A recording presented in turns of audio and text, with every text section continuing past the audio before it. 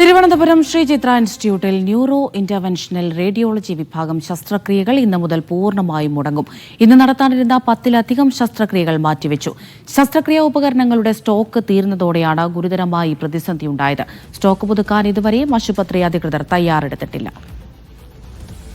ഷിജോ കുര്യൻ വിവരങ്ങൾ നൽകും. തിരുവനന്തപുരത്ത് നിന്ന് ഷിജോ, വരും ദിവസങ്ങളിലും ഇത്തരത്തിൽ ശസ്ത്രക്രിയകൾ മുടങ്ങുമെന്നാണോ, അതല്ല എന്തെങ്കിലും പകരം സംവിധാനം ആശുപത്രി കണ്ടെത്തിയിട്ടുണ്ടോ?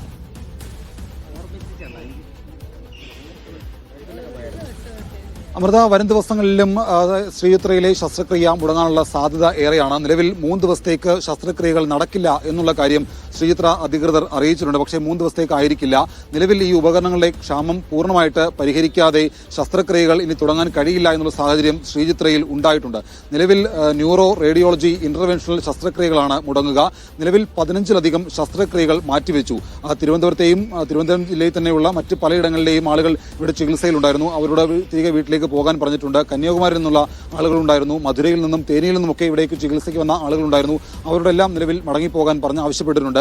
എന്തായാലും ഒരാഴ്ചയിലധികം നിലവിലത്തെ സാഹചര്യം തുടരാനാണ് നമുക്ക് ഇപ്പോൾ നിലവിലത്തെ സാഹചര്യം ഒരാഴ്ച കൂടി തുടരും. നിലവിൽ എന്തായാലും പുതിയ ഉപകരണങ്ങൾ എത്തിക്കാതെ ഈ പ്രതിസന്ധി പരിഹരിക്കാൻ കഴിയില്ല എന്നുള്ളൊരു സ്ഥിതി ഉണ്ടായിട്ടുണ്ട്. നിലവിൽ ഈ പ്രശ്ന പരിഹാരത്തിന് കേന്ദ്രത്തിന്റെയൊക്കെ ഇടപെടൽ തേടി, കേന്ദ്ര ആരോഗ്യ മന്ത്രാലയത്തിന്റെ ഇടപെടൽ തേടി വിവിധ കേരളത്തിൽ നിന്നുള്ള എംപിമാർ കേന്ദ്ര ആരോഗ്യ മന്ത്രാലയത്തെ സമീപിച്ചിട്ടുണ്ട്. കേന്ദ്രമന്ത്രി സുരേഷ് ഗോപി അല്പസമയത്തിനകം ശ്രീചിത്രയിലെത്തും. ശ്രീചിത്രയിൽ ഡയറക്ടറായിട്ടും അതുപോലെ തന്നെ സൂപ്രണ്ടുമായിട്ടും ആശയവിനിമയം നടത്തും. അതിനുശേഷമായിരിക്കും എന്താണ് ഇതിനൊരു താൽക്കാലികമായിട്ടുള്ള ഇടപെടൽ ഉണ്ടാവുക, അല്ലെങ്കിൽ ശാശ്വതമായിട്ടുള്ള പരിഹാരത്തിന് എന്ത് ചെയ്യാൻ കഴിയും അടക്കമുള്ള കാര്യങ്ങളായിരിക്കും ഒരു ഇടപെടൽ ഉണ്ടാവുക. എന്തായാലും അതിനുശേഷം മാത്രമേ കൂടുതൽ പ്രതികരണത്തിന് ശ്രീചിത്ര മാനേജ്മെന്റ് അധികൃതർ തയ്യാറാവുകയുള്ളൂ. അമൃത.